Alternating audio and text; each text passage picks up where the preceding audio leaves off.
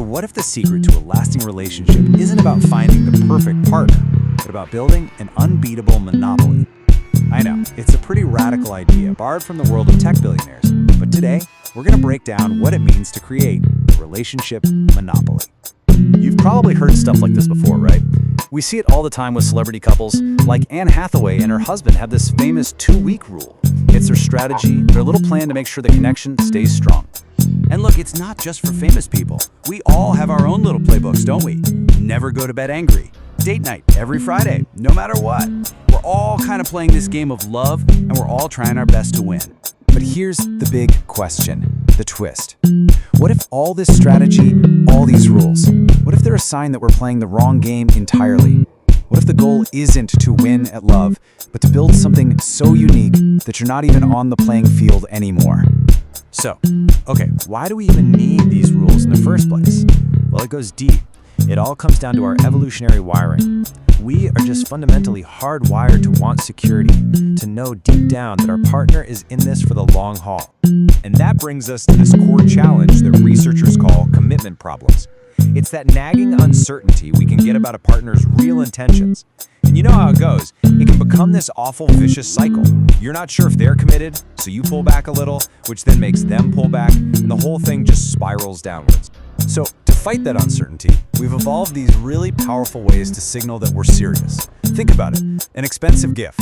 It's not really about the price tag, is it? It's a costly, hard-to-fake signal that basically says, hey, I'm invested here. We signal commitment that's conditional, a kind of I'm in as long as you're in deal. Or in the really powerful relationships, we signal that our commitment is truly, totally unconditional. But here is where the game can get incredibly dark. Because these same exact tools that we use to build trust and signal commitment, well, they can be twisted, they can be manipulated, and they can turn a partnership into something deeply, deeply toxic. This quote, wow, it just perfectly captures that feeling, doesn't it? The feeling of a really damaging relationship, this insane roller coaster of intense highs, and then these crushing lows that somehow you can become addicted to. There's actually a psychological term for this. It's called intermittent reinforcement. And get this, it's the exact same principle that makes slot machines in Vegas so addictive. Because you never know when you're going to get the reward, that kind word, that loving gesture. You're left always hoping, just pulling the lever for the next win. That uncertainty is precisely what gets you hooked. I mean, look at the difference here. It's just night and day. In a healthy relationship, things are pretty clear. Someone loves you, and they act like it. But in a toxic dynamic, you're trapped in this confusing, dizzying cycle of push and pull, constantly second-guessing yourself, and even your own reality.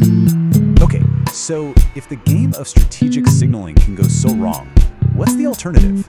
This is where we make a huge pivot. We're going to borrow an idea from a very, very different world. The tech investor Peter Thiel, he's famous for asking this one question to find original thinkers.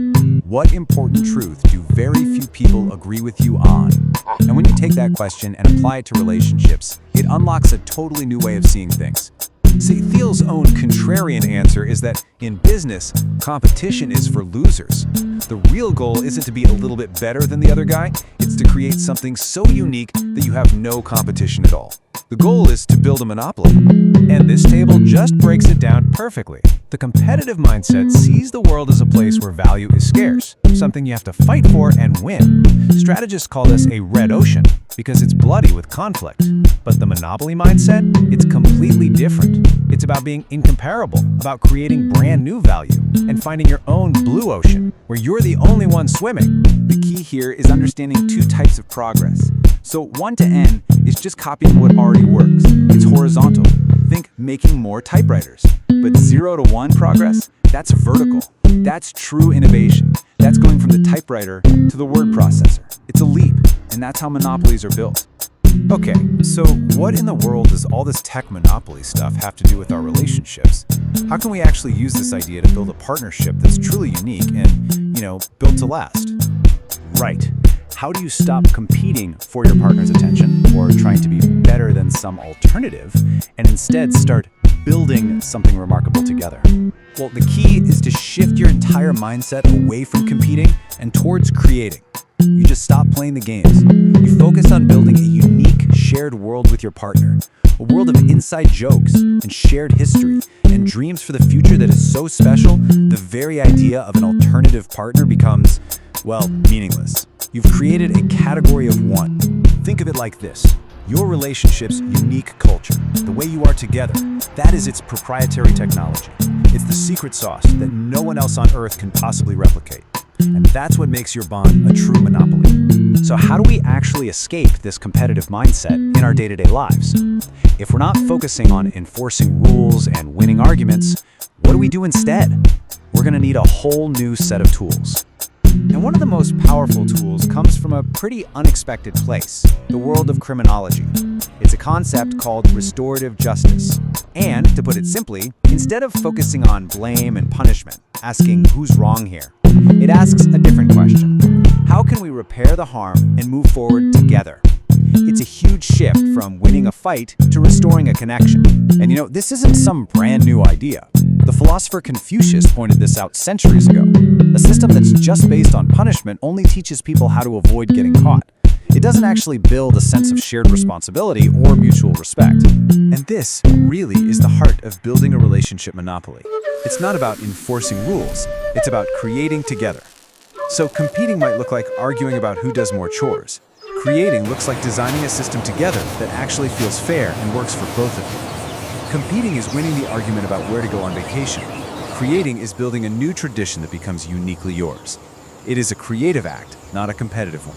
So I guess that's the question I want to leave you with. When you look at your own relationships, are your habits designed to compete, to manage threats, to win arguments, to prove you're right? Or are they designed to create, to build a shared world so unique, so valuable, and so truly incomparable that the whole idea of competition just fades away?